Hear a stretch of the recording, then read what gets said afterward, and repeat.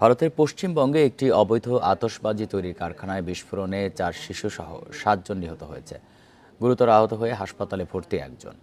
Bundle থাকলে প্রতি সেনমানিতে টাকা বাঁচবে। বিকাশ সেনমানি বান্ডেল কিনে জিতুন প্রতি লেনদেনে।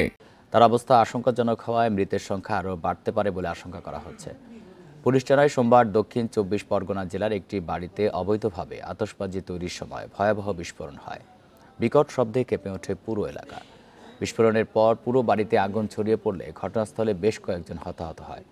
প্রথমে স্থানীয় বাসিন্দারা আগুন নেভানোর চেষ্টা করে, পরে খবর পেয়ে ঘটনাস্থলে পৌঁছায় পুলিশ ও দমকল বাহিনীর কর্মীরা।